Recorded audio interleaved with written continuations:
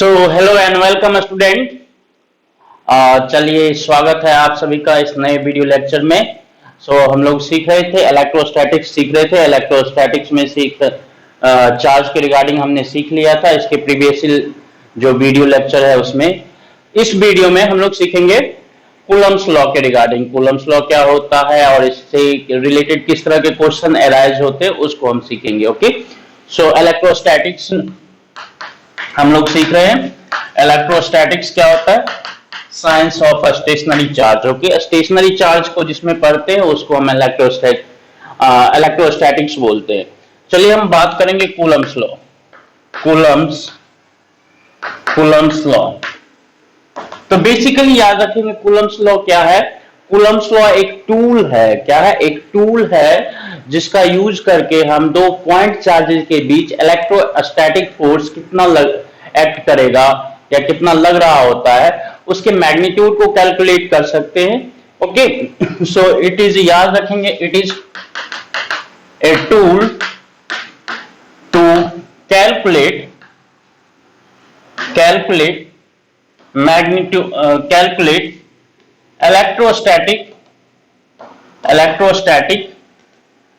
electrostatic force between two point charge। दो point charge के बीच में कितना इलेक्ट्रोस्टैटिक फोर्स लगेगा उसके कैलकुलेशन के लिए ये एक टूल है। ओके, सो दूसरा क्या है? एक is analogy of Newton's law of gravitation. It is very similar. Force का जो फॉर्मूला होता है दो चार्ज पार्टिकल के बीच में, very similar to force between two masses in Newton's law of gravitation. Okay, Newton's law of gravitation का ये क्या है? न्यूटन्स लॉ ऑफ ग्रेविटेशन का एनालॉजी होता है। ओके, चलिए इसमें स्टेटमेंट क्या होता है उसको समझ लेते हैं। स्टेटमेंट कहता है इलेक्ट्रोस्टैटिक फोर्स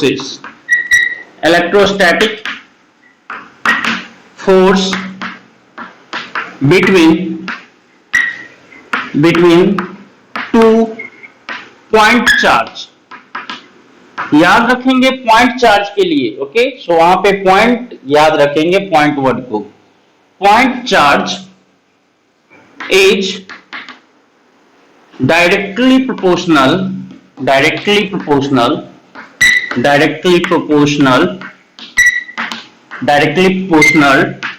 टू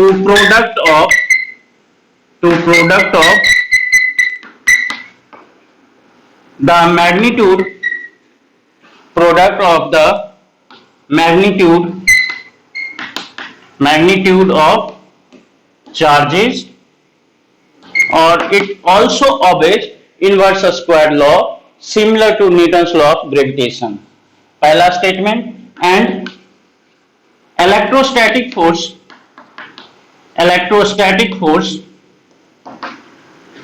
इसका स्टेटमेंट करने का मतलब F is directly proportional to Q1 Q2 charge होगा। And electrostatic force between two point charge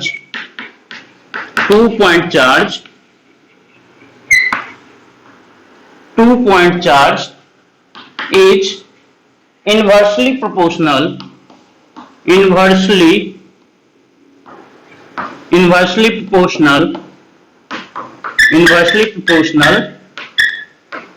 to a square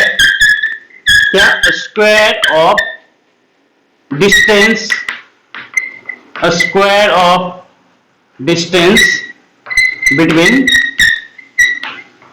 them।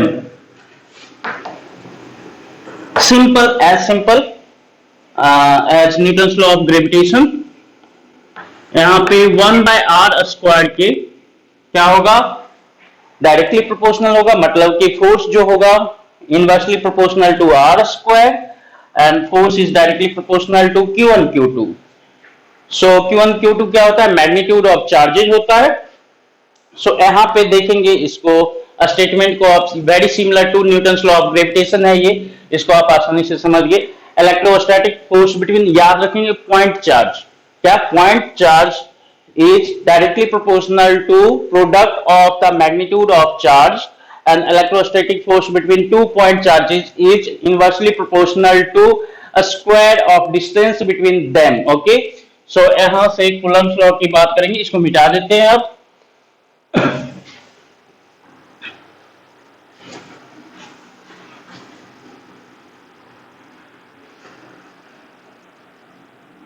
So suppose क्या, दो पॉइंट है हमारा, दो पॉइंट चार्ज है, इसको हम बोल देते हैं Q1, इस पे चार्ज का मैग्नीट्यूड है प्लस Q1, और इसको हम बोल देते हैं, ये भी पॉजिटिव चार्ज ही रखते हैं Q2।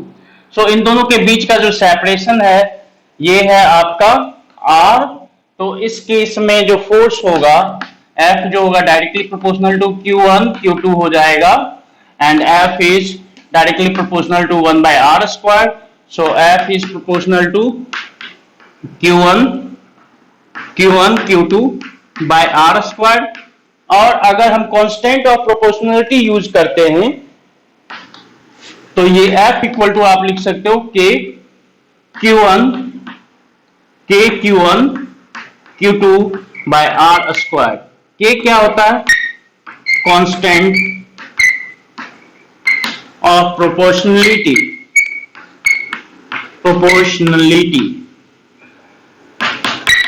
in Coulomb's law।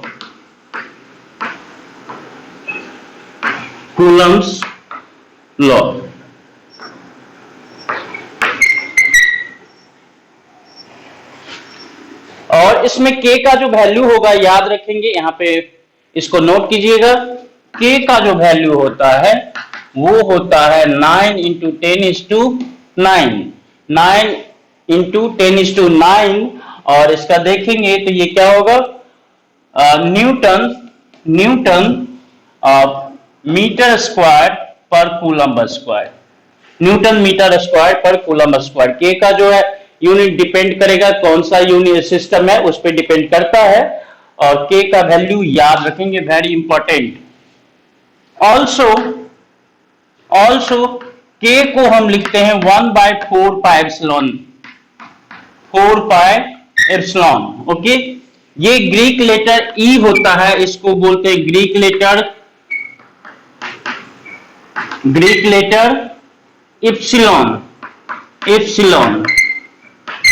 Epsilon बोलते हैं इसको। ओके, सो इप्सिलॉन है वो Greek letter,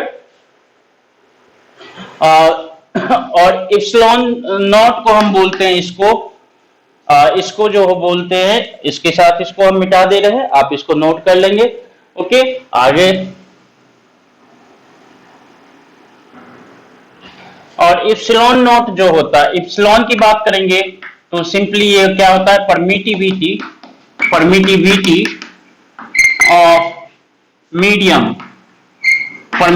of medium in which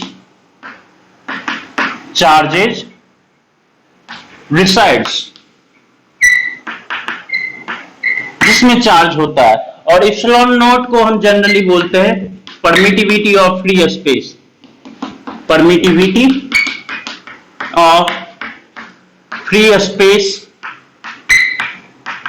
और वैक्यूम और एयर। इप्सिलॉन नॉट, और इप्सिलॉन नॉट का वैल्यू जो होता है वो होता है 8.85 × 10⁻⁻12। ये याद रखने की वाली चीज है क्वांटिटी।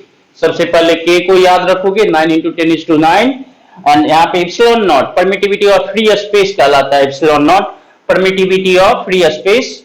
ओके, इप्सिलॉन करने का मतलब कोई अलग मीडियम है तो जनरली किसी भी मीडियम का परमिटिविटी को हम इप्सिलॉन से डिनोट करते हैं, और ये होता है, इसका यूनिट देखोगे तो K = 1/4πε0 होता है, तो एप्सिलॉन नॉट का इनवर्स हो जाएगा।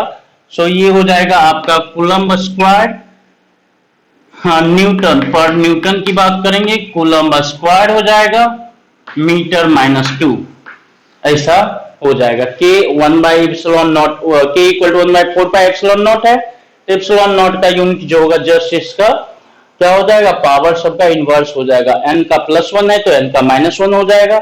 c का नीचे में क्या है, c का -2 है वहां पे, तो यहाँ पे c का +2 होगा कूलम्ब का, और मीटर का क्या है 2 है तो मीटर का -2 हो जाएगा। सो इसको आप समझ गए। एप्सिलॉन नॉट करने का मतलब परमिटिविटी ऑफ फ्री स्पेस। ना हम बात कर लेते हैं परमिटिविटी क्या होता है। सो परमिटिविटी किसी मीडियम का क्या होता है, तो कोई मीडियम किसी एक्सटर्नल इलेक्ट्रिक फील्ड के कारण कितना इंफ्लुएंस होता है, तो ये मेजर ऑफ क्या कर सकते हैं, पैरामीटर होता है, measure of effect of external electric field on medium. Okay, so permittivity की बात करेंगे।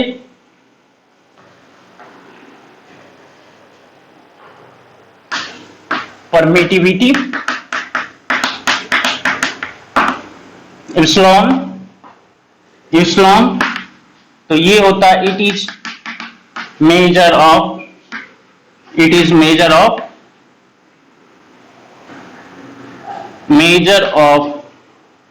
क्या बोल सकते हैं इसको, measure of the fact how strongly, measure of the fact how strongly a medium influenced by an application of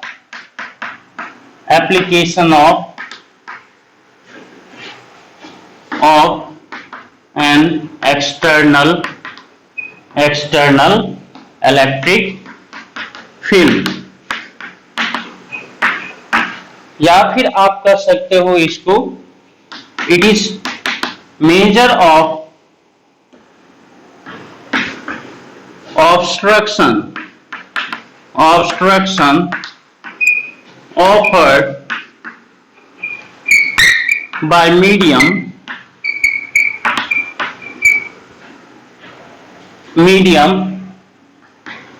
to an electric field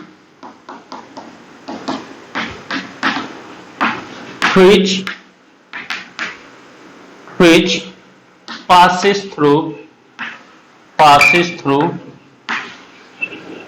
that medium.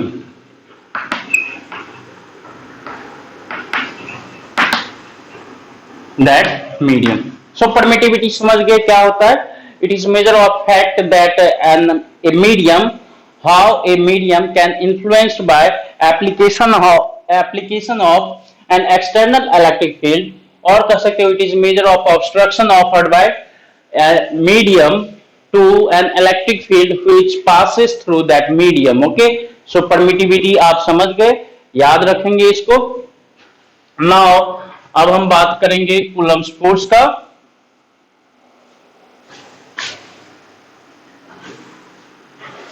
So Coulomb's force हो जाएगा, कूलम्ब्स फोर्स की बात करेंगे तो ये Coulomb's force F equal to क्या हो जाएगा, K Q1 Q2 by R square, या फिर इसको ही 1/4πε0 into Q1 Q2 by R square. Okay, अगर एयर है मीडियम तो यहाँ पे एप्सिलॉन की जगह एप्सिलॉन नॉट यूज करेंगे। ओके, सो इसको याद रखेंगे। कूलम्ब्स फोर्स क्या होता है, और इसको बोल सकते हो इलेक्ट्रिक फोर्स, इलेक्ट्रोस्टैटिक फोर्स या electric force. So electric force, electrostatic force is much stronger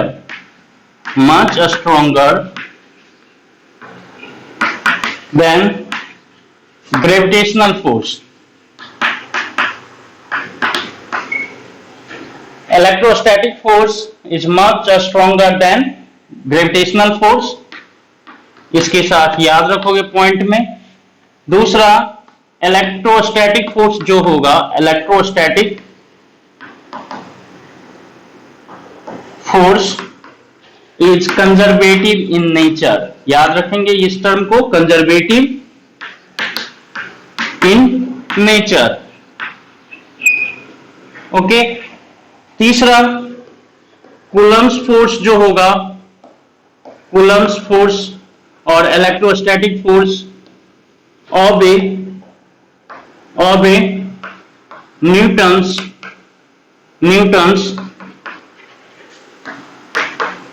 third law of motion. Newton's third law of motion को ये ओबे करता है। इसका मतलब क्या है, Newton's third law of motion को ओबे करता है? तो आप जानते हो Newton's third law of motion क्या है, नेचर ऑफ फोर्स के बारे में बताता है। क्या फोर्स हमेशा पैर में एग्जिस्ट करता है, फोर्स हमेशा पैर में एग्जिस्ट करता है। अगर कोई दो बॉडी है तो अगर मान लो कि ये जो है बॉडी इस पे फोर्स इधर लगाएगा तो ये बॉडी इस पे फोर्स इधर लगाएगा। ओके, सो इसको अगर बॉडी 1 बोले और जिस पे चार्ज प्लस Q1 है, इसको बॉडी 1 बोले जिस पे चार्ज प्लस Q1 है, इसको बॉडी 2 बोले जिस पे चार्ज जो है प्लस Q2 है। तो ये जो है 2 जो है 1 पे फोर्स लगाएगा तो F12 बोलो इस डायरेक्शन में, और ये जो है 1 जो है 2 पे फोर्स लगाएगा तो इसको बोलो फोर्स ऑन 2 ड्यू टू 1, तो F21। ओके, सो इसकी बात करेंगे हम।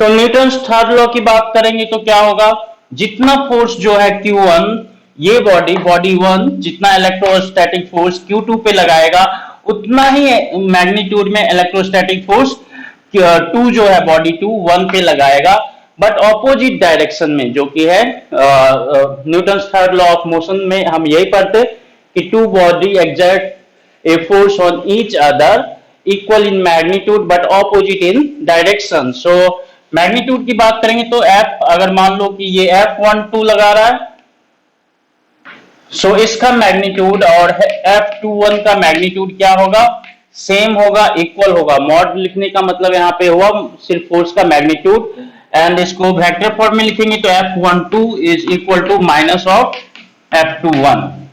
ओके, सो इसको याद रखेंगे। अब देखो, अब इसको हम Coulomb's law in vector format में भी आ जाते हैं, Coulomb's law in vector format आ जाते हैं।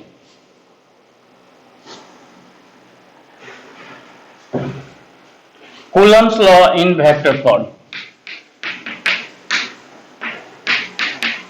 सपोज कि ये चार्ज हमारा है प्लस Q1 और ये है प्लस Q2। सो इस पे फोर्स लगेगा तो ये जो होगा इसमें force on 2 due to 1। F21 की बात करेंगे तो force on body 2 due to body 1, या बॉडी की जगह आप चार्ज भी यूज कर सकते हो। F12 की बात करेंगे तो force on body 1 due to body 2, F12। So simply यहां पर देखेंगे, इफ आप ऐसा लिखना चाहते हो, सपोज ये हमारा क्या है, ये है हमारा कोऑर्डिनेट सिस्टम जिसमें इसका जो पोजीशन है R1 है वेक्टर, और इसका जो पोजीशन है वो है वेक्टर R2। देख लो, Q1 का जो है पोजीशन रेफरेंस के केस में ये 0 0 ओरिजिन होगा, सो ये XY है। तो ये जो है आपका Q1 का पोजीशन वेक्टर R1 है, Q2 का पोजीशन वेक्टर R2 है।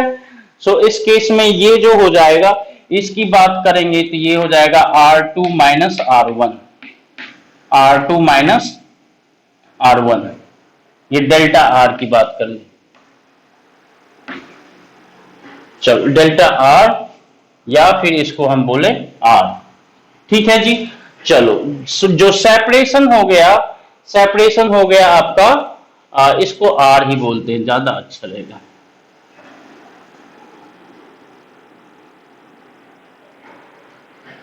सेपरेशन जो हो गया वो इसके 1 से 2 के डायरेक्शन देखे तो आर इसको बोल दो, तो ये जो हो जाएगा मैग्नीट्यूड, ये जो आर का मैग्नीट्यूड होगा आर, या फिर इसको mod of R2 minus R1 लिखो, या फिर ये इधर से भी इधर आएगा तो आप इसको R1 माइनस R2।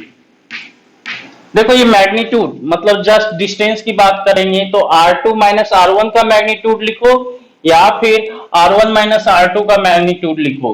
दोनों का मैग्नीट्यूड क्या होगा? सेम, इधर से इधर का डिस्टेंस या इधर से इधर का डिस्टेंस, वेक्टर नहीं, डिस्प्लेसमेंट नहीं। हम R जो है डिस्टेंस की बात कर रहे हैं, इधर से इधर का डिस्टेंस या इधर से इधर का डिस्टेंस क्या होगा? सेम ही होगा। मैग्नीट्यूड, डिस्टेंस सिर्फ मैग्नीट्यूड होता है, तो यहाँ पे मॉड लगाया हुआ है तो मैग्नीट्यूड, ये समझ गए। सो अब आप अगर लिखते हो F21 को लिखोगे कोस ऑन 2 ड्यू टू 1, तो आप लिखोगे K Q1 Q2 divided by R square into unit vector. Direction ये किसका है? इसका डायरेक्शन देखोगे तो क्या होगा? Unit vector of R, unit vector of R। चलो हम R2 माइनस R1 का डायरेक्शन R बोल देते हैं, तो ये क्या हो जाएगा? यूनिट वेक्टर ऑफ R की बात करेंगे तो K Q1 Q2 by R square. यहां पे हम क्या लिख सकते हैं? R को R2 माइनस R1 का मॉड का स्क्वायर लिख सकते हैं, और इसको आप क्या लिख सकते हो? इसको आप क्या लिख सकते हो? इसको लिख सकते हो R2 माइनस R1, ये वेक्टर है, और इसको आप डिवाइड कर सकते हो R2 माइनस, देखो यहां पे हम इसको एक बार फिर से लिख देते, ये R कैप है तो vector R divided by magnitude of R। Okay, so ऐसा भी लिख सकते हैं। मैग्नीट्यूड ऑफ R को क्या लिख सकते हैं आप? सो F21 को हम लिखेंगे तो ये आप लिख सकते हो K Q1 Q2 R2 minus R1 का मॉड, एंड ये जो हो जाएगा ये इनटू R की बात करेंगे तो R2 माइनस R1 वेक्टर है, ये एक वेक्टर है, डिवाइडेड बाय मॉड R, या सिर्फ R की बात करें तो mod of R2 minus R1। Okay, so इसका मतलब क्या है कि आप F21 को क्या लिखोगे? देखो यहां पे नोट कर लेंगे। F21 को हम इसको भी मिटा देते हैं। F21 को लिखेंगे तो F21 को हम क्या लिख सकते हैं? K Q1 Q2 mod of R2 minus R1 का क्यूब स्क्वायर, ये पहले से है, यहाँ पे स्क्वायर छूट रहा है, यहाँ पे ये वाला स्क्वायर और एक पावर और, तो ये क्यूब हो गया, और ये हो गया आपका R2 माइनस R1। सो आप इसको ऐसा भी लिख सकते हो, या फिर आपको मन है तो F21 को आप ऐसा भी लिख सकते हो K Q1 Q2 by R cube into R। Okay, कोई दिक्कत नहीं। ओके, सो F21 को हम ऐसा लिख सकते हैं, और F12 को देखो, इसको आप लिख सकते हो, अच्छे से चेक कर लोगे।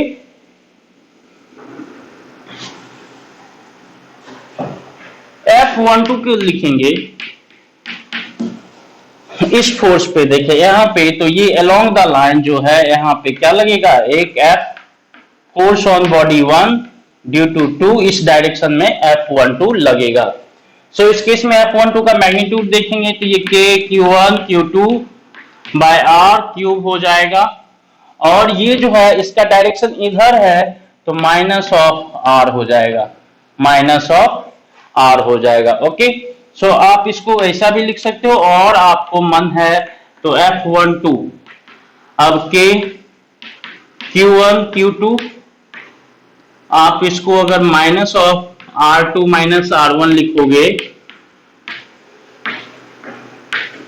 सो ये हो गया आपका K Q1 Q2, ये माइनस ऑफ R2 और प्लस R1 हो जाएगा। तो R1 इसको हम यहीं पे नीचे लिखते हैं। सो F12 को अगर हम लिखेंगे तो F12 को आप लिख सकते हो क्या, K Q1 Q2 by RQ, और माइनस ऑफ R2 करने का मतलब माइनस हो जाएगा R2, और माइनस ऑफ माइनस R1 करने का मतलब R1 माइनस R2 लिख सकते हैं इसको। अब देखो R इक्वल टू क्या होता है, R equal to mod of R2 minus R1 लिखो, या फिर आपको मन है तो mod of R1 minus R2 लिखो। दोनों का मैग्नीट्यूड तो सेम ही होगा, R मैग्नीट्यूड है, सो ये दोनों का मैग्नीट्यूड सेम ही होगा। A माइनस बी का मैग्नीट्यूड या B माइनस ए का मैग्नीट्यूड सेम होता है, ओके, डायरेक्शन अलग अलग होता है सिर्फ। सो इस केस में देखो यहाँ पे ये हो गया आपका F12 की बात करेंगे तो F12 जो लिखो तो आप इस तरह से भी लिख सकते हो इसको, K Q1 Q2 bye R1 minus R2 का मॉड का पावर Q, और इसके साथ आप R1 माइनस R2 लिख सकते हो। इसको हम मिटा देते हैं, आप इसको ऐसे भी लिख सकते हो और ऐसे भी लिख सकते हो। So it is very similar to this one. F21 लिखो तो ऐसा, F12 लिखो तो ऐसा। अब सिंपली आप देख सकते हो इसको F21 F12 को, तो ये क्या है, F21 is equal to minus of F12। चलिए, सो वेक्टर फॉर्मेट में भी लिखना आप सीख गए हैं, इसको कूलम्ब्स लॉ को वेक्टर फॉर्मेट में लिखना सीख गए। चलिए अब हम बात कर लेते हैं सुपरपोजिशन प्रिंसिपल का, और उसके बाद हम चर्चा करेंगे, न्यूमेरिकल्स पे आएंगे, सुपरपोजिशन प्रिंसिपल का, okay.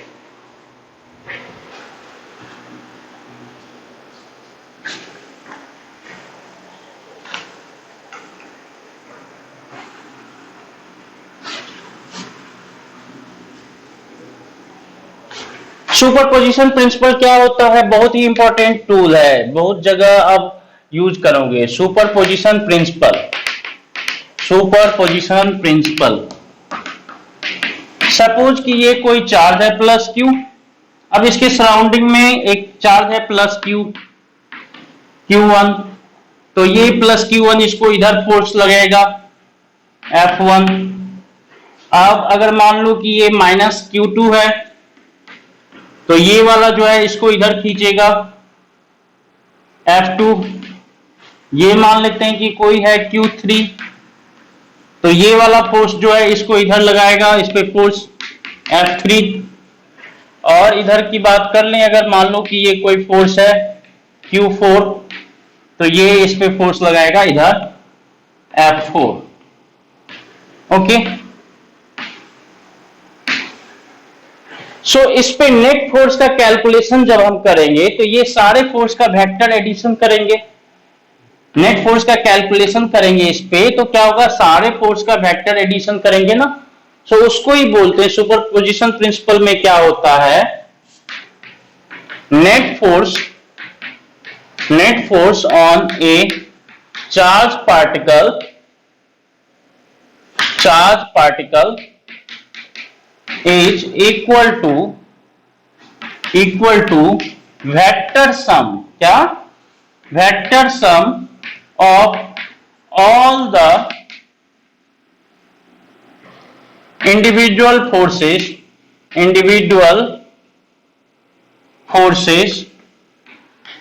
due to individual other individual charges,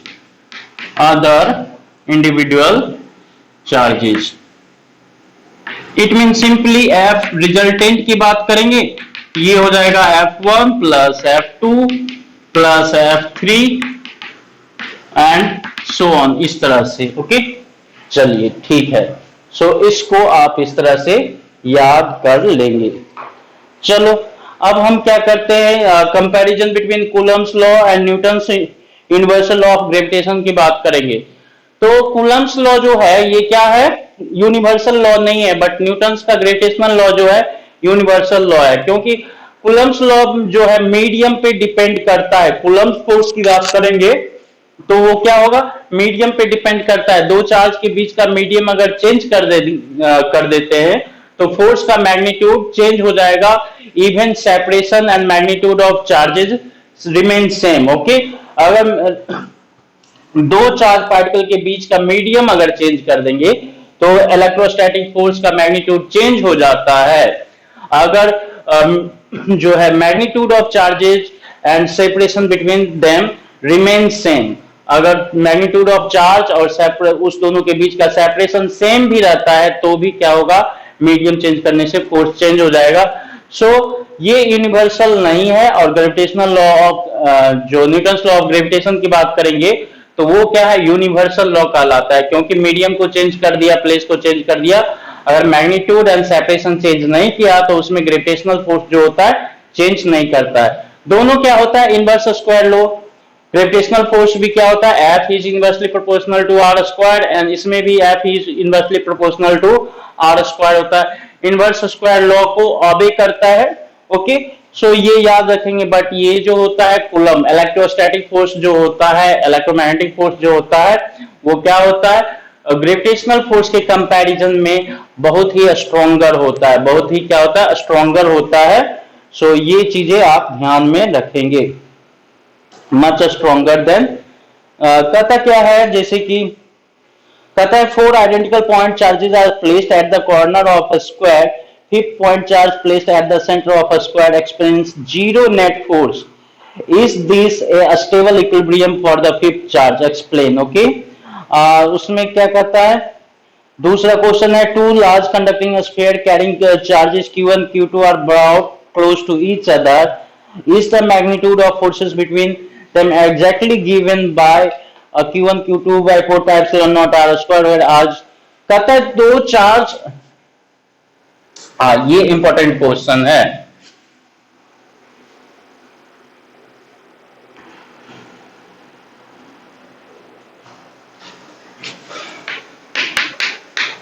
ये जो है, if two spherical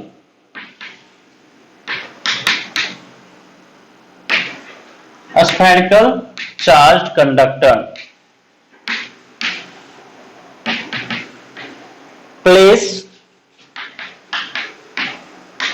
placed near each other, then electrostatic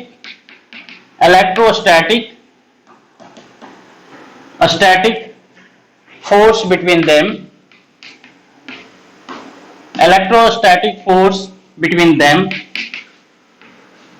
can't be given by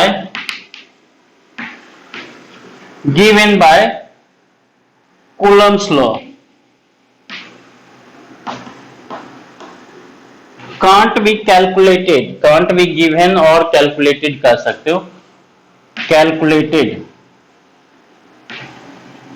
by Coulomb's law। मतलब क्या, अगर मान लो कि एक स्फीयर है, उसके बाजू में दूसरा स्फीयर, दोनों पे चार्ज है, इस पे plus plus plus plus plus plus plus और इस पे प्लस प्लस प्लस या माइनस भी हो सकता है, किसी एक पे कोई भारी बात नहीं है, लेकिन दोनों पास में है। तो इस केस में जो है F is not equal to K Q1 Q2। Suppose इसका Q1 है और इसका Q2 है, so F is not equal to K Q1 Q2 by R square, where R जो होगा separation between centre of them. Okay, so इस case में force जो है इलेक्ट्रोस्टैटिक फोर्स, याद रखेंगे दो स्फीयर्स है और एक दूसरे के पास पास रखा हुआ है, तो उस केस में जो है जो electrostatic force between two spheres की बात करेंगे तो ये K Q1 Q2 by R square का एप्लीकेशन नहीं करेंगे उसके मैग्नीट्यूड की कैलकुलेशन के लिए। क्यों नहीं करेंगे, तो ये कूलम्ब्स लॉ जो है सिर्फ पॉइंट चार्जेस के लिए है, सिर्फ पॉइंट चार्जेस के लिए है। तो दोनों पास होगा तो ये बॉडी है, चार्ज बॉडी है, ये पॉइंट चार्ज नहीं है जब पास होगा तो। लेकिन दोनों को दूर दूर कर देंगे, सफिशिएंटली लार्ज डिस्टेंस पे कर दिए, दूर दूर कर दिए, काफी दूर, तो उस केस में दोनों जो स्फीयर होगा पॉइंट चार्ज हो जाता है। ओके, ये भी पॉइंट इसके लिए बिहेव करेगा, ये भी पॉइंट चार्ज इसके लिए बिहेव करेगा पॉइंट चार्ज जैसा। सिंपली देखते हो, अगर आप कोई ऑब्जेक्ट को दूर से दिखते हैं तो उसका साइज क्या होता है, छोटा दिखता है। ओके, सो ऑब्वियसली क्या होता है, पॉइंट एंड बॉडी की बात करते हैं तो रिलेटिव सेपरेशन बिटवीन देम जो होता है, ये पॉइंट जो है रिलेटिव सेपरेशन बिटवीन देम, वो जो है वेरी कंसर्निंग हो जाता है, वेरी कंसर्न में आ जाता है कि हाँ। सो दो बॉडी अगर आसपास है तो पॉइंट बॉडी नहीं कहलाएगा, पार्टिकल नहीं कहलाएगा, और वही कोई लार्ज बॉडी भी है और बहुत दूर है तो उसको हम पॉइंट मास की तरह, पॉइंट चार्ज की तरह कंसीडर कर सकते हैं। तो ये दोनों स्फीयर अगर पास पास में है तो इलेक्ट्रोस्टैटिक फोर्स ऑफ इंटरेक्शन का जो फॉर्मूला हम करेंगे ये वाला हम अप्लाई नहीं कर सकते, क्योंकि कूलम्ब्स लॉ जो है पॉइंट चार्ज के लिए है, चार्ज बॉडी के लिए नहीं होता है। सो ये आप याद रखेंगे। चलिए, सो ये इंपॉर्टेंट था ना। हम एग्जांपल लेते हैं, बहुत सारा एग्जांपल होगा इसमें।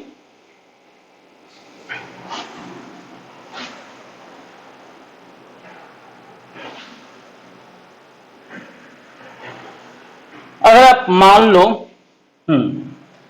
एग्जाम्पल में जैसे कि मान लेते हैं कि दो बॉडी है, इस पे भी चार्ज प्लस क्यू है और इस पे प्लस 2q है। ओके, दोनों के बीच का सेपरेशन q है और मान लेते हैं कि r है। कहता है where a third charge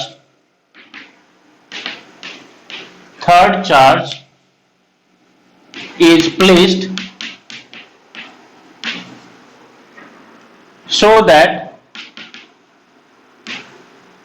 that system remain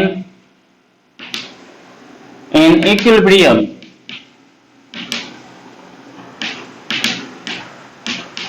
अब देखो इस केस में क्या कहता है, तीसरा चार्ज को कहां पे प्लेस करें, and what is the nature of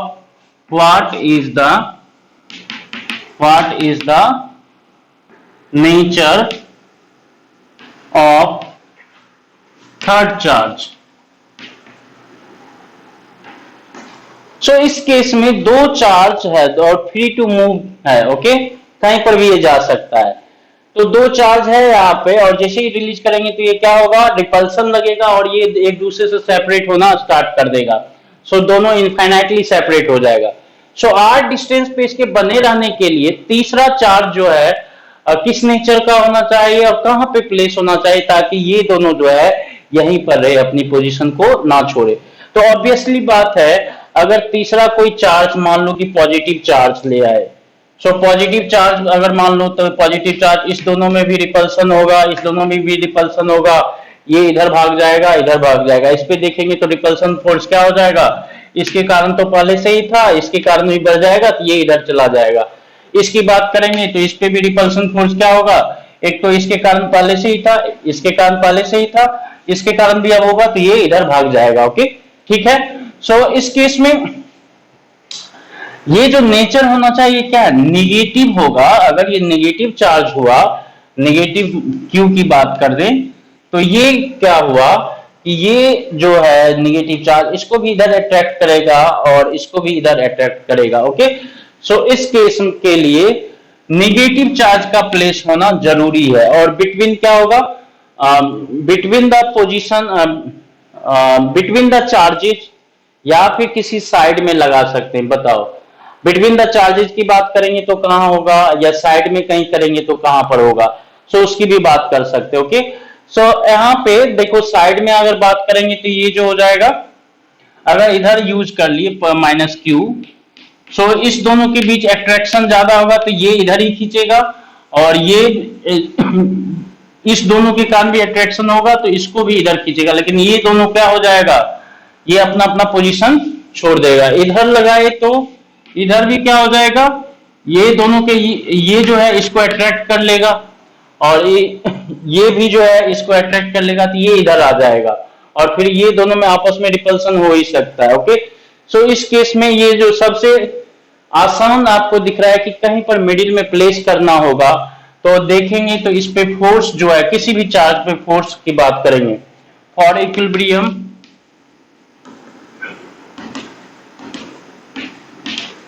मान लेते हैं कि इस दोनों के बीच का सेपरेशन x है, तो ये वाला जो सेपरेशन हो जाएगा r माइनस एक्स।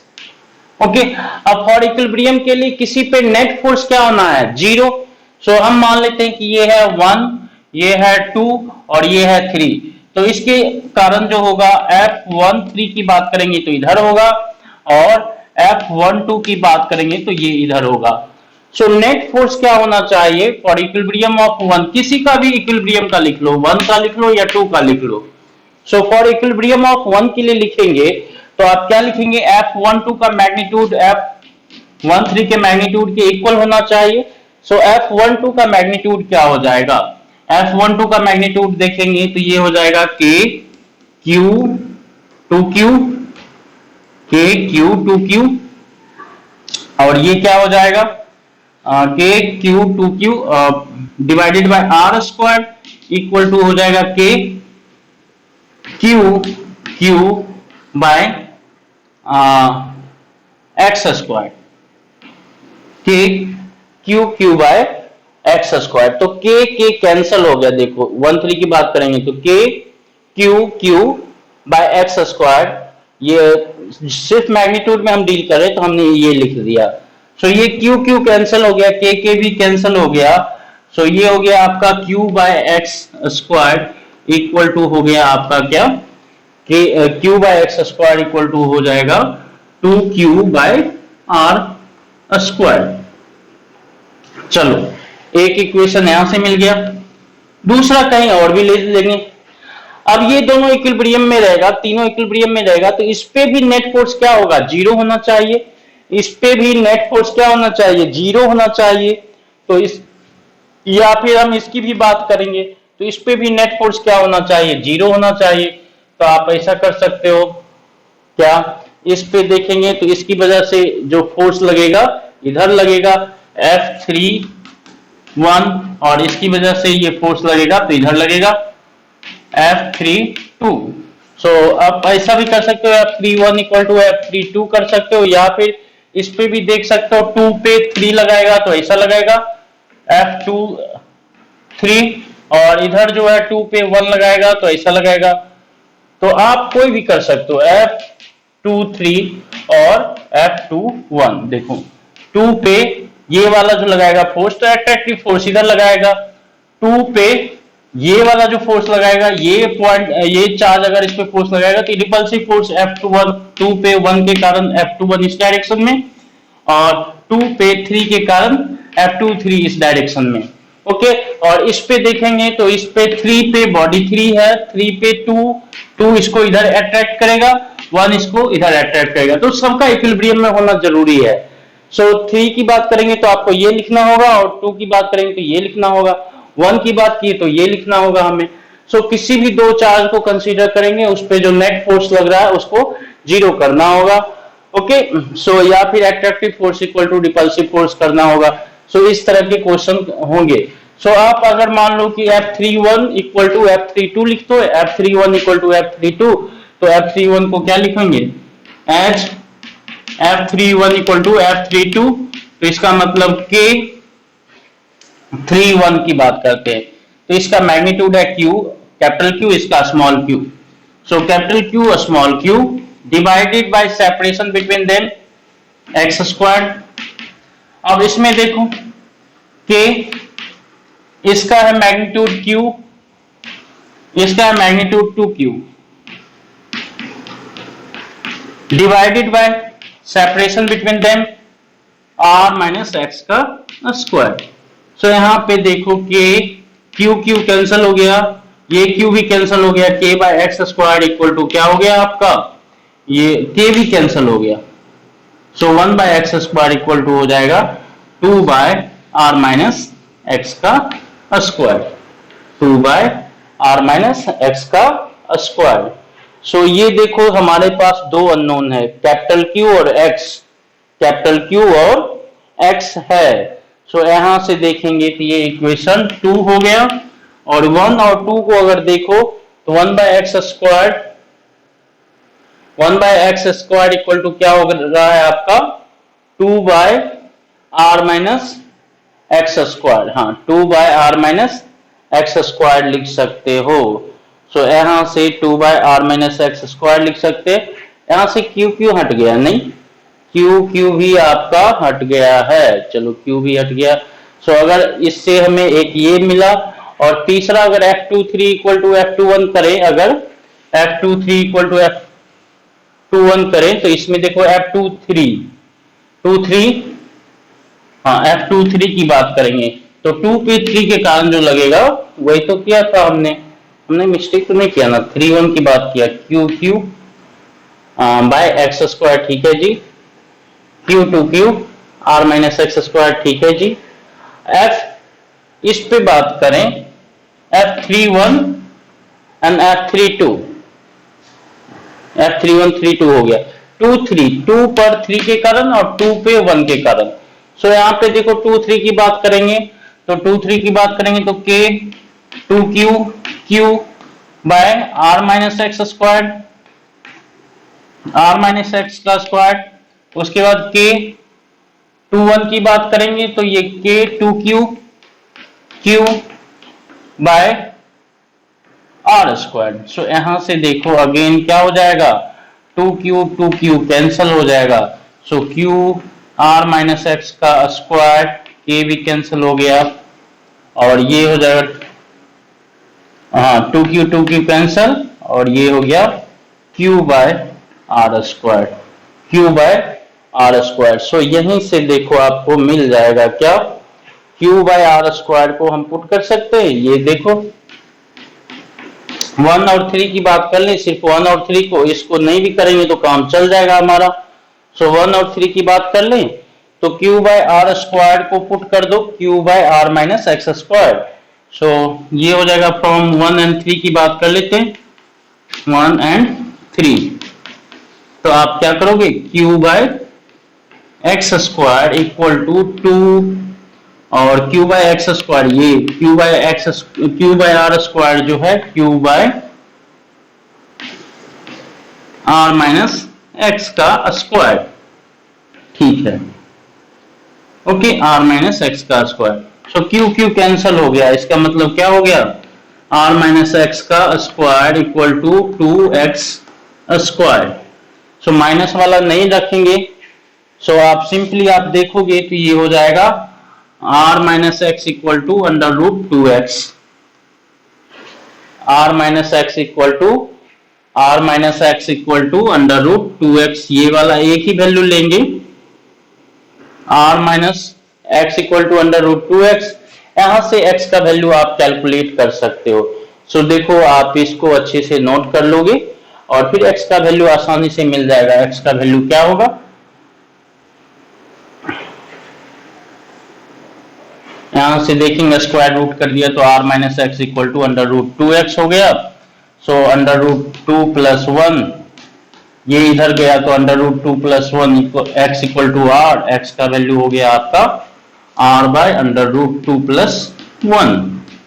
चलो ये वैल्यू r का पुट कर दिया तो कैपिटल Q का वैल्यू भी मिल जाएगा, कैपिटल Q का वैल्यू भी आपको मिल जाएगा, ओके। सो कैपिटल Q का वैल्यू भी आपको मिल जाएगा, तो इसको ध्यान में रखेंगे। चलिए, सो ये बहुत ही सिंपल सा क्वेश्चन था कि दो चार्ज पार्टिकल है, तीसरा चार्ज कहां प्लेस करें ताकि सारा सिस्टम जो है इक्विलिब्रियम में रहे। तो किसी भी दो बॉडी पे इक्विलिब्रियम वाला कंडीशन, दोनों फोर्स को इक्वेट कर देंगे, इसको और इसको कंसीडर करके, ओके, तो आपको ये वैल्यू मिल जाएगा। चलिए क्वेश्चंस है, इसके अलावा भी क्वेश्चंस होते हैं, उसको हम क्वेश्चंस ही देखेंगे इसमें ज्यादातर, तब जाके आगे हमारा क्लियर होगा। सो ये क्वेश्चन हो गया।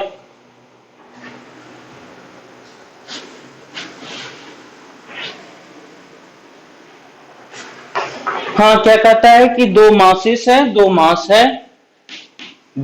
है m, और ये स्प्रिंग से अटैच्ड है, और ये भी है आपका m, और इनिशियली जो है नेचुरल लेंथ है, इसका natural length natural length L not, L not से सेपरेटेड है स्प्रिंग। ओके, अब इस पे क्या करते हैं, चार्ज दे देते हैं, चार्ज दे देते हैं, तो इसके बीच का सेपरेशन जो हो गया, मान लो कि आपने चार्ज दे रखा है, इसका स्प्रिंग कांस्टेंट है, स्प्रिंग कांस्टेंट के है आपका स्प्रिंग कांस्टेंट, स्प्रिंग कांस्टेंट। और इस पे बोला क्या गया है कि two identical metallic blocks resting on a frictionless horizontal surface, दो ब्लॉक है आइडेंटिकल जो फ्रिक्शनलेस सरफेस पे रेस्ट कर रहा है, are connected by a light metallic spring, light मतलब कि स्प्रिंग का कोई मास नहीं है, and spring constant K and unstretched length, unstretched length मतलब नेचुरल लेंथ जो है एल नॉट है as shown in figure. A total charge capital Q is slowly placed on the system.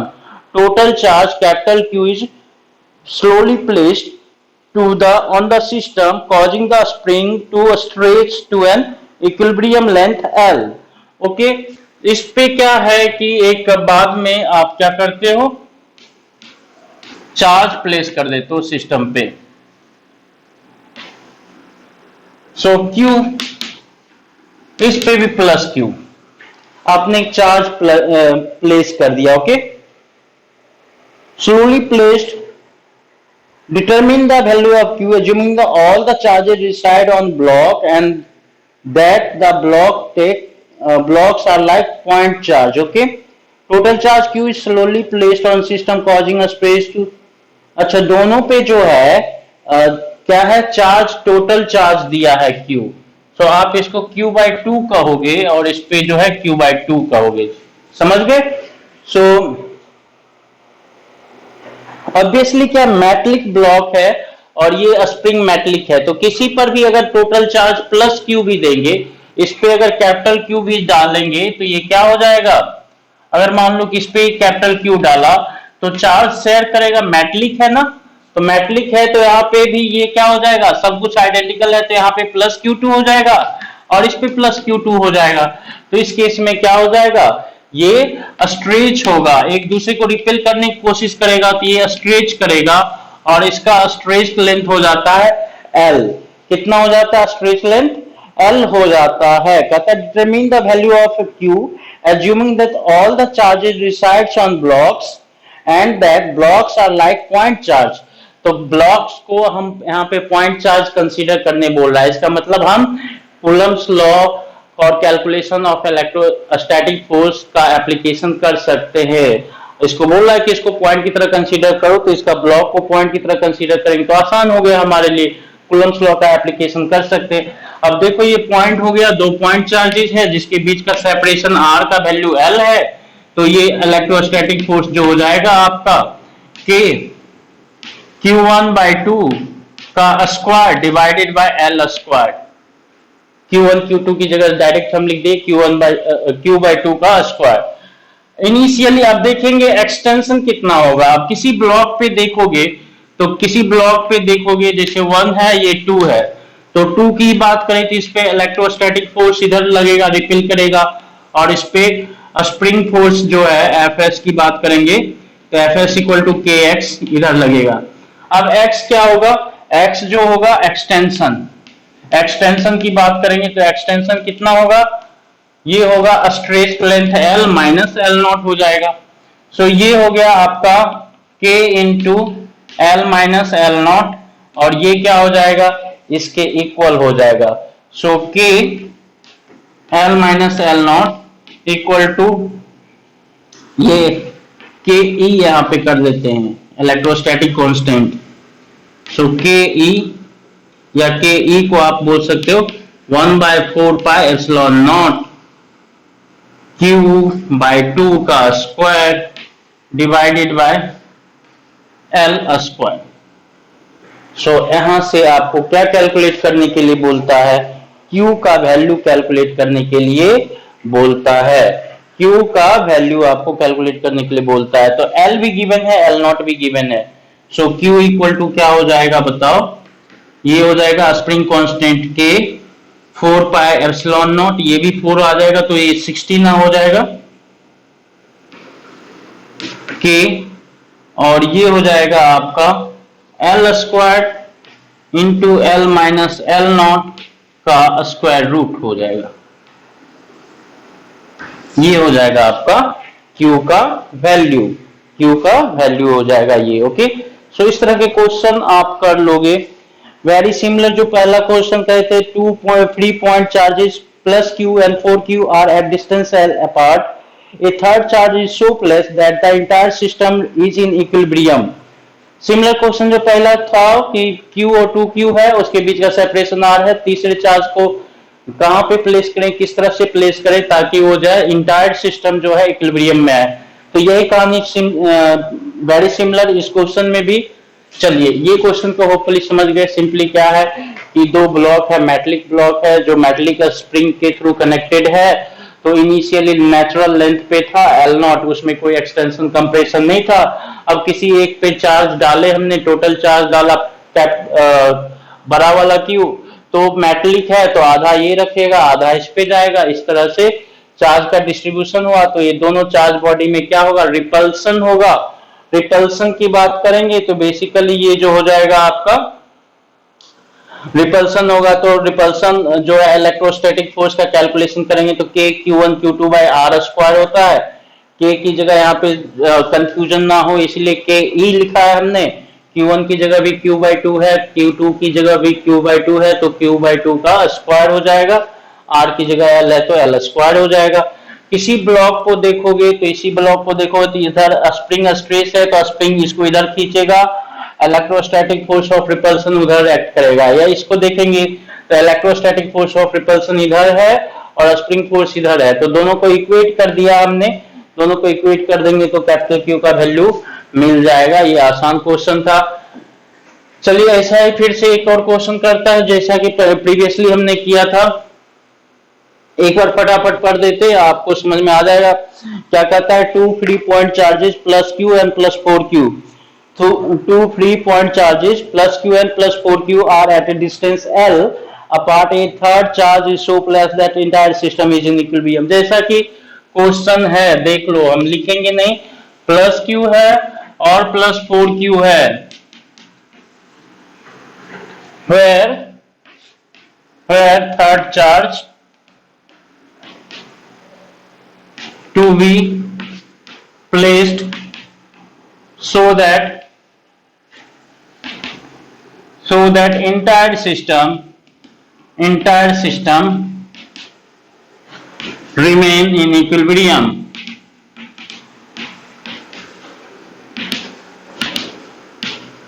Obviously दो charge है तो दो चार्ज के बीच में क्या है, ऑपोजिट नेचर का एक चार्ज, मान लो कि माइनस Q वाला प्लेस कर दिया। दोनों के बीच का सेपरेशन कितना है जी, सेपरेशन है L, सेपरेशन है L है दोनों के बीच में। मान लेते कि इससे जो सेपरेशन प्लस Q से है X है, तो इससे हो जाएगा L माइनस X। सो किसी एक को देखेंगे, प्लस 4Q की बात करेंगे तो ये हो जाएगा, एक इधर फोर्स लगेगा, इधर फोर्स कितना लगेगा, K 4Q into capital Q by L minus x square, इधर फोर्स लगेगा और इस पे इसके कारण जो है इधर फोर्स लगा और इसके कारण इधर फोर्स लगेगा। देखो K 4Q Q by L square. So दोनों को इक्वेट करेंगे, तो K 4Q तो खत्म हो गया, तो Q by L minus x का होल स्क्वायर इक्वल टू हो गया Q बाय L स्क्वायर। ठीक है, दूसरा तीनों इक्विलिब्रियम में है तो इस पे बात कर लेते हैं। इस पे बात कर लेंगे तो ये क्या हो जाएगा, इस पे बात कर लो तो देखो तो L माइनस एक्स और एक x का हो जाएगा रिलेशनशिप। तो इसमें देखें यहाँ पे, तो इसको माइनस Q को देखो, तो माइनस Q को देखोगे तो माइनस कैपिटल Q को, तो ये वाला जो एक फोर्स है ये एक प्लस Q, इसको इधर खींचेगा, कितने से खींचेगा, K Q by x square से खींचेगा। Okay, K Q by x square से खींचेगा और ये जो है इसको इधर खींचेगा, तो कितने से खींचेगा बताओ, ये खींचेगा आपको K 4Q by L minus x square, L minus x का होल स्क्वायर। सो इस दोनों को इक्वेट करेंगे हम, तो इस दोनों को इक्वेट करेंगे तो ये देखो के क्यू कैंसल, के भी कैंसल, के भी cancel. So 1/x² equal to क्या लिख सकते हैं हम, 4/l माइनस एक्स का स्क्वायर। ये हो गया 4/l माइनस एक्स का स्क्वायर।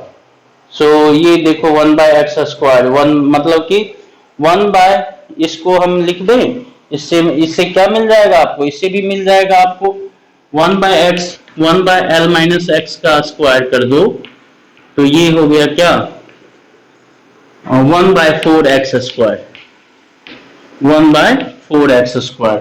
सो 1 ये क्यूब बाय 1 माइनस एक्स का स्क्वायर लिख दें, सो ये हो जाएगा आपका 1/4x² इक्वल टू q/l²। एक ऐसा भी कर सकते हो।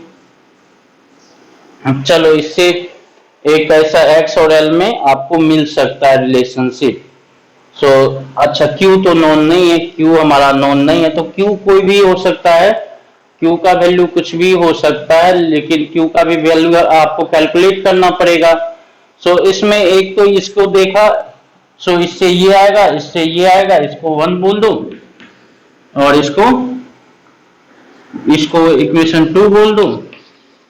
तीसरे की बात करेंगे तो इससे देखो प्लस क्यू की बात कर लो, तो प्लस क्यू को ये जो है इधर खींचेगा, ये वाला जो है इसको, ये वाला माइनस जो है इसको इधर खींचेगा, तो इधर खींचेगा तो के क्यू बाय x² से खींचेगा, और ये वाला जो है, ये वाला प्लस 4q इसको इधर धकेलेगा, कितने से धकेलेगा, के 4q बाय l²। सो इससे करेगा, तो इससे करेंगे तो देखो ये क्या हो जाएगा, दोनों को इक्वेट करो तो के क्यू कैंसिल हो जाएगा, 4q bye l² equal to हो जाएगा आपका q by x²।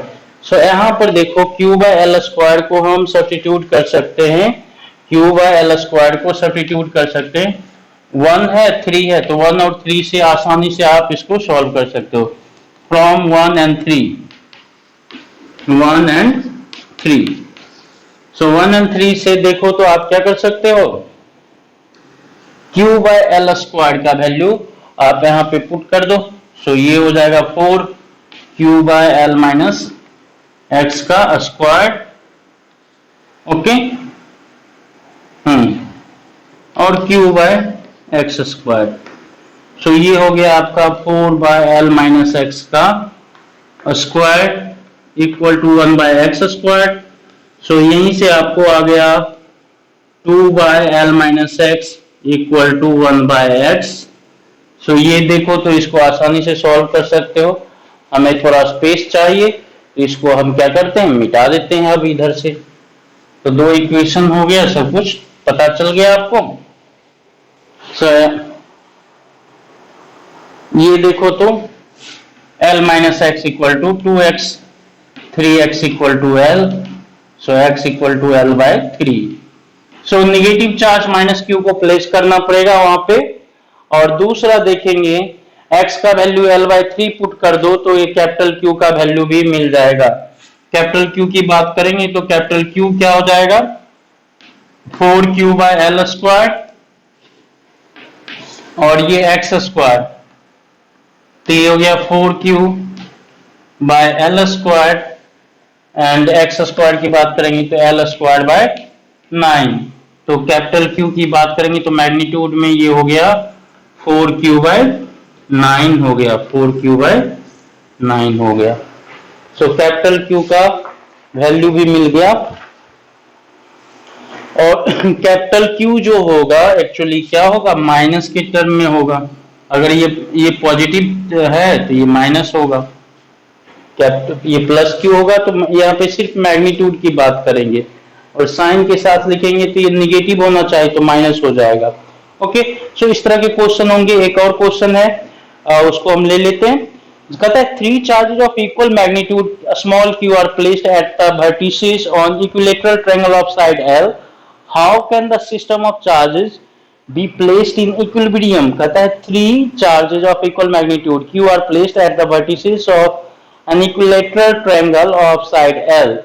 How can the system of charges be placed in equilibrium? चलो नेक्स्ट क्वेश्चन लेते हैं। ये समझ गए, दो पॉजिटिव चार्ज के बीच में एक नेगेटिव चार्ज रख देंगे तो सिस्टम जो है इंटायर सिस्टम इक्विलिब्रियम में हो जाएगा। कि कहां पे रखा जाएगा, उसके लिए आप किसी एक पे फोर्स को क्या करोगे, इक्विलिब्रियम का कंडीशन यूज कर लोगे। सिंपली मान लेते हैं किसी एक से x डिस्टेंस पे है तो दूसरे से l माइनस एक्स पे हो जाएगा। अब इस पे नेट फोर्स इसकी वजह से देखेंगे जो इक्वल मैग्नीट्यूड में होना चाहिए, जितना जितना ये इस पे फोर्स लगाएगा उतना ही ये इस पे फोर्स लगाएगा, लेकिन ऑपोजिट डायरेक्शन में ये नेगेटिव है तो इसको इधर अट्रैक्ट करेगा और वो पॉजिटिव है तो इसको इधर रिपेल करेगा, तो दोनों बैलेंस करेगा। तो दोनों को बैलेंस करके आप इक्वेशन लिखते हो, वैसे इसको जैसे बैलेंस करके इसको बैलेंस करके इक्वेशन लिखा उसको उस पर भी बैलेंस करके इक्वेशन लिख सकते हैं। ओके, तो कोई भी दो चार्ज को आप पकड़ के उस पर बैलेंसिंग फोर्स को बैलेंस कर दोगे।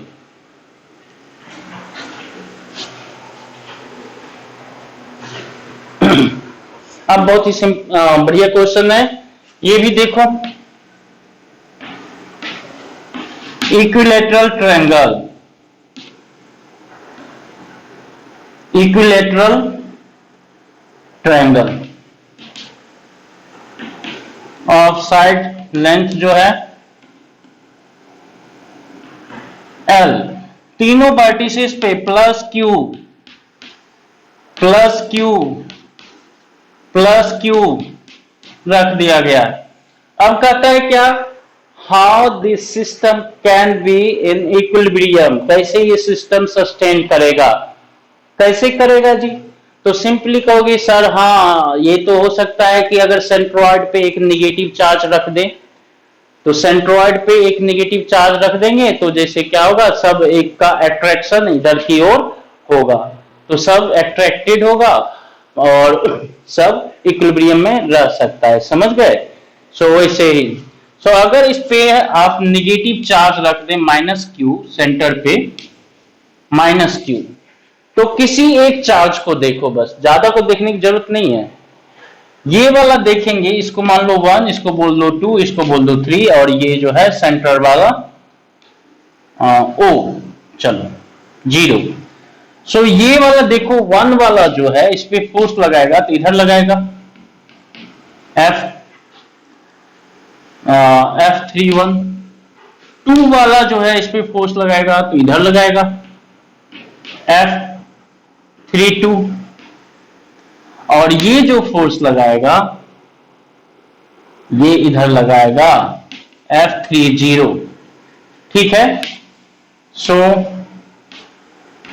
अगर जो है F30 जो है क्या होगा, इस दोनों के रिजल्टेंट के मैग्नीट्यूड के इक्वल बट ऑपोजिट डायरेक्शन में F31, इस दोनों का रिजल्टेंट F31 प्लस F32, जितना ये दोनों मिलके इधर धक्का दे रहा है उसके ही मैग्नीट्यूड के इक्वल ऑपोजिट डायरेक्शन में अगर ये फोर्स लगा देगा तो क्या होगा, ये पार्टिकल तो यहीं पे रहेगा, कहीं नहीं जाएगा। सिमिलर कंडीशन सब जगह है, ये जो है इसको धक्का देगा इधर, ये इसको धक्का देगा इधर, और ये जो है इसको खींचेगा इधर, तो इस दोनों का रिजल्टेंट इधर होगा इस डायरेक्शन में, और उतने ही मैग्नीट्यूड का अट्रैक्शन फोर्स अगर ये इस पे अप्लाई कर देगा इस डायरेक्शन में तो ये भी कहीं नहीं जाएगा। इसको देखो, इसके कारण ये धक्का खाएगा इधर, इसके कारण ये धक्का खाएगा इधर, तो इस दोनों का रिजल्टेंट होगा इधर, और उतना ही रिजल्टेंट के इक्वल मैग्नीट्यूड का ऑपोजिट डायरेक्शन में इधर लगा दिया तो ये क्या होगा, कहीं नहीं जाएगा। समझ गए। सो इस बात में देखो को किसी भी साइड वाले को हम कर लेते हैं, और या फिर इसको भी कंसीडर कर सकते हैं, इस पे जो तीनों के कारण जो है फोर्स लगेगा वो क्या हो जाएगा, 0 होना चाहिए रिजल्टेंट फोर्स। ओके, तो बेसिकली हम कॉर्नर वाले को देखते, तो कॉर्नर वाले में क्या होगा, मैग्नीट्यूड तो सेम ही होगा, और ये देखो इसके रिजल्टेंट के ऑपोजिट डायरेक्शन में। और F31 की बात करें मैग्नीट्यूड में सबका क्या होगा, 3 2 हो या F2 3 हो या F1 3 हो या कोई भी हो, इसको हम बोल देते हैं F, इसको बोल देते हैं F। So F equal to क्या होगा, किसी भी दो पॉजिटिव चार्ज के बीच देखेंगे, किसी भी दो पॉजिटिव चार्ज के बीच, किसी भी दो पॉजिटिव चार्ज के बीच फोर्स ऑफ इंटरेक्शन क्या हो जाएगा, k q square by l square. इसका भी charge q1 q, q2 q, तो q1 इंटू q क्या हो जाएगा, q स्क्वायर हो जाएगा, k q square by l square. So इसका भी value k q square by l square, इसका भी value k q square by l square. अब इक्विलेटरल ट्रायंगल है तो ये एंगल 60 डिग्री होगा, तो ये एंगल भी क्या होगा, 60 डिग्री होगा। ये एंगल जो है आपका 60 डिग्री है, तो ये एंगल भी क्या हो जाएगा, 60 डिग्री होगा। सो रिजल्टेंट जो होगा, यहां पे देखो तो रिजल्टेंट की बात करेंगे तो इस डायरेक्शन में ये जो हो जाएगा 2f, ये 30 डिग्री है, ये भी 30 डिग्री है, 2f cos 30 degree, 2f cos 30 degree. और ये देखो 30, सो F30 का मैग्नीट्यूड कितना होना चाहिए, F30 का मैग्नीट्यूड कितना होना चाहिए, 2f cos 30 डिग्री। सो ये हो जाएगा 2f cos 30 डिग्री का वैल्यू √3/2, तो F30 की बात करेंगे तो √3/2 हो रहा है, तो √3 टाइम f हो जाएगा, और f का तो वैल्यू ये हो गया। अब F30 की बात करें तो F30 जो हो जाएगा, बताओ k, इसका चार्ज q और इसका charge capital Q divided by, ये सेपरेशन कितना होगा, इक्विलेटरल ट्रायंगल में अगर ये L है, ये L है, ये L है, तो ये वाला जो लेंथ होता है, ये वाला टोटल लेंथ हो जाता है आपका √3/2L। अब ये सेंट्रोइड है, सेंट्रोइड पे, तो सेंट्रोइड जो है इस मीडियन को 2:1 के रेशियो में डिवाइड करता है। सेंट्रोइड जो है मीडियन को 2:1 के रेशियो में डिवाइड करता है, तो किसी भी वर्टेक्स से जो G का डिस्टेंस होगा, अब इसको हम क्या करें, इसको हम देखो डिवाइड करेंगे 2:1 के रेशियो में, तो ये दो हिस्सा जो होगा इसको 2 से मल्टीप्लाई कर दो, और इसको जो है 2:1 में कर रहे हैं तो पहले टोटल लेंथ है √3/2, इसको 2:1 में डिवाइड करेंगे तो 2 + 1 से डिवाइड कर दो, जिसको दो हिस्सा देना है 2 से मल्टीप्लाई कर दो। तो यहां से यहां तक मान लो कि ABC है, तो AG इक्वल टू हो जाएगा आपका √3/2L डिवाइडेड बाय 2 + 1 × 2, ये 2 कैंसिल हो गया, तो ये हो गया आपका √3L/3, तो ये याद रखेंगे L/√3। सो ये वेरी इंपॉर्टेंट है, बार बार आपको कैलकुलेट करना पड़ेगा। तो इक्विलेटरल ट्रायंगल में याद रखेंगे, अगर ये G है और ये आपका ABC है, तो AG equal to BG equal to CG equal to क्या हो जाएगा, L/√3। एक्सप्लेनेशन आप समझ लिए हो क्या है। इक्विलेटरल ट्रायंगल अगर रेडियस साइड लेंथ L है तो मीडियन L को मीडियन जो हो जाएगा, ये L है, तो ये देखो इस ट्रायंगल में ये राइट एंगल होता है, ये राइट एंगल होता है, ये वाला ये 60 डिग्री होता है, तो ये हाइपोटेनियस है, तो hypotenuse L sin 60 degree, L sin 60 degree ये वाला होगा मीडियन, तो sin 60 का वैल्यू √3/2, तो ये हो गया √3/2L। अब इसको सेंट्रोइड जो है 2:1 के रेशियो में डिवाइड करता है, तो पहले 3 हिस्सा लगा दिए इसके पूरे का, और इसको 2 हिस्सा देना है तो 2 हिस्सा दे दिया, तो ये L/√3 हो जाएगा। सो ये पॉइंट याद रखेंगे, ये होता है सिंपली L/3। हम इसको डायरेक्ट भी लिख सकते थे, सो अब हम इसको मिटा दे रहे हैं, इसको मिटा दे रहे हैं।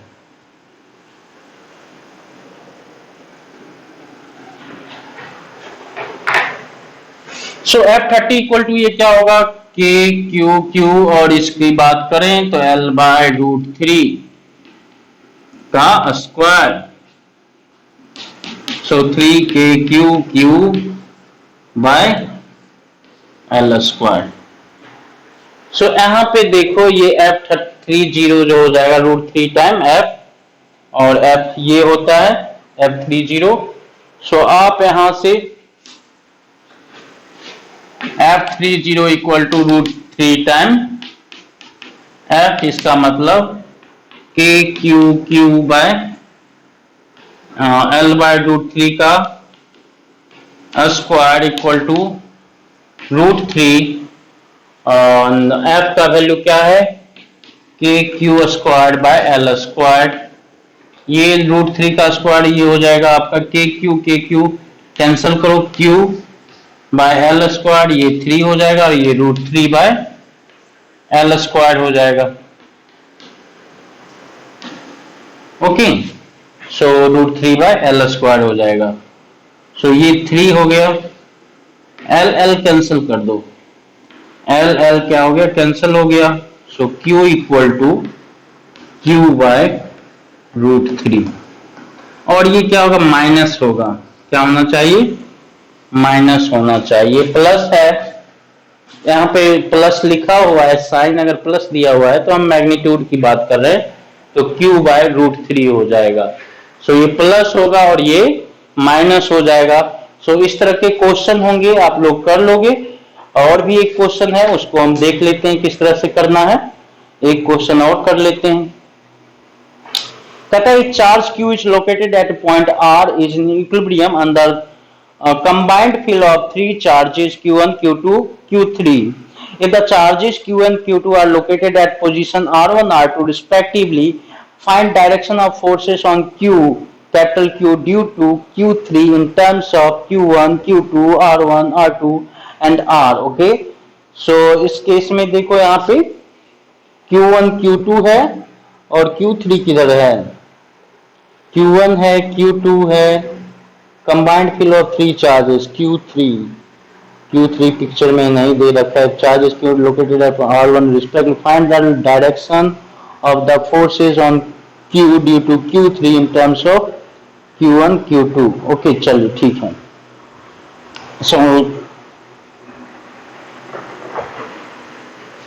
चलो, सो ये एग्जाम्पल है, इसको आप समझ गए। नेक्स्ट एग्जाम्पल आपको इस तरह से बताते हैं।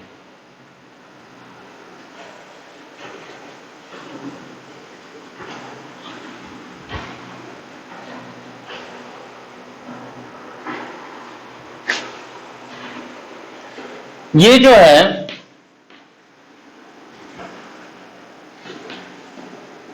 ये यहाँ पे प्लस Q है, Q1, इसका पोजीशन वेक्टर R1। ये जो है आपका प्लस Q2, इसका पोजीशन वेक्टर R2, और ये प्लस Q है,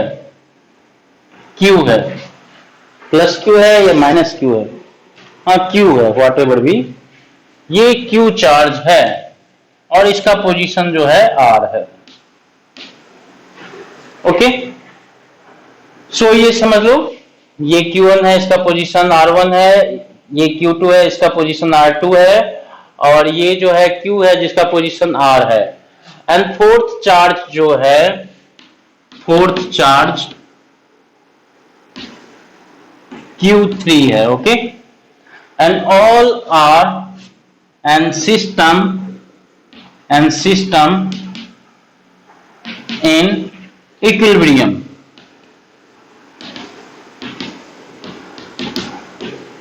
सिस्टम इन इक्विलिब्रियम है। ओके, सो सिस्टम जो है इक्विलिब्रियम में है। सो इस केस में कहता क्या है, if the charges Q1, Q2 are located at points R1, R2, Q1, Q2, R1, R2 पे है, find the direction of force on Q due to Q3. Find the direction of force on Q, capital Q, due to Q3 in terms of Q1, Q2, R1, R2 and R. Okay, find direction of force in term force on Q due to Q3 in terms of Q1, Q2, R1 and R2. चलो equilibrium में है, आपको क्या करना है, direction of force बताना है इन terms of Q1, Q2 and R1, R2. चलिए, सो ये क्या होगा, अब देखो ये इक्विलिब्रियम में है, तो पहले तो जो चार्ज दिखा रहा है उसके अक्रॉस देखिए, तो ये जो है क्या इधर फोर्स लगाएगा, बताओ कितना फोर्स लगाएगा, इसको हम बात कर लें, F2 की बात कर लें, और ये जो है इधर फोर्स लगाएगा. सो दो फोर्स लगा रहा है, F1 है इधर और F2 है इधर. अब F1 F2 का रिजल्टेंट जो होगा, जैसा कि देख लो यहाँ पे F1 F2 का रिजल्टेंट की बात करेंगे तो कहीं इधर होगा, ये जो है resultant of F1 and F2. So F1 की बात करेंगे तो F1 आप कूलम्स लॉ में लिखना जानते हो, क्या होगा, K Q Q by magnitude की बात करेंगे, F1 है तो इस दोनों के बीच का सेपरेशन जो है वो क्या होगा, R minus R1, R minus R1 का Q, और ये होता है R माइनस R1. और F2 की बात करेंगे तो F2 क्या हो जाएगा, ये हो जाएगा K Q Q, Coulomb's law में वेक्टर फॉर्मेट में आप क्या है इलेक्ट्रोस्टैटिक फोर्स को लिखना जानते हो, इसका पोजीशन वेक्टर R2 और इसका पोजीशन वेक्टर R है, तो इस पे जो फोर्स लगेगा इस डायरेक्शन में, तो आप क्या लिखोगे, R minus R2, vector R minus R2 का मॉड का Q, और ये हो जाएगा R माइनस R2. चलिए, इसका रिजल्टेंट जो होगा, resultant of F1 and F2 की बात करेंगे तो R जो होगा वो क्या होगा, F1 प्लस F2. सो ये क्या हो जाएगा, F1 प्लस F2 की बात करेंगे तो ये देखो, ये जो होगा K Q1 Q2 K Q Q, ये तो कॉमन हो गया. एक क्या हो रहा है आपका R minus R1 by R minus R1 vector का क्यूब, सॉरी मैग्नीट्यूड का cube, plus R minus R2, R minus R2 का मैग्नीट्यूड का क्यूब, वेक्टर वेक्टर वेक्टर. अब इस दोनों का रिजल्टेंट तो ऐसा है, मतलब क्या, अब ये और ये इक्विलिब्रियम में है. सो इक्विलिब्रियम में है, इसका मतलब क्या है कि इसका जो है थर्ड जो चार्ज है Q3, वो इस पे क्या लगाएगा, किस तरफ फोर्स लगाएगा, R के मैग्नीट्यूड के इक्वल बट R के अपोजिट डायरेक्शन में. Q3 के कारण क्या लगाना पड़ेगा, so magnitude of force due to, but as system equilibrium में है तो Q भी क्या होगा, Q is in equilibrium. So force due to Q3 on Q क्या हो जाएगा, equal in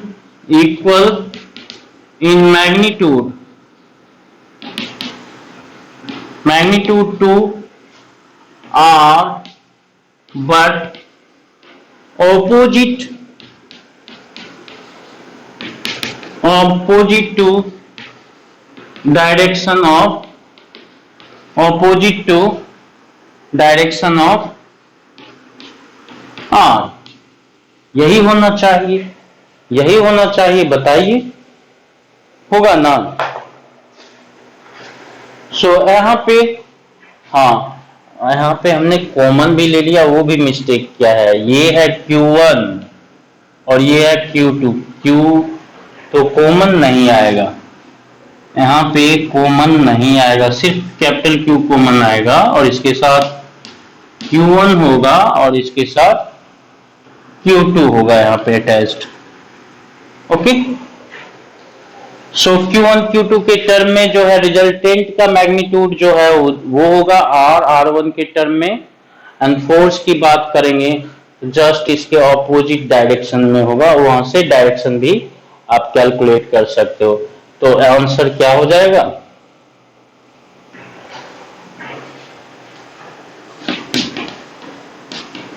force on Q due to Q3, वो जो रिजल्टेंट है इसके मैग्नीट्यूड के इक्वल एंड अपोजिट डायरेक्शन में, तो ये सिंपली जो हो जाएगा -R की बात करेंगे तो उसमें निगेटिव यूज कर लेंगे, तो -KQ और ये हो गया Q1 R-R1 बाय R-R1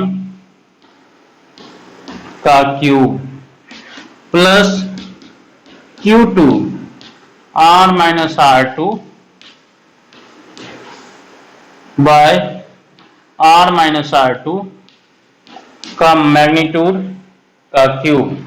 सो ये आंसर हो जाएगा, ये आंसर हमारा हो जाएगा।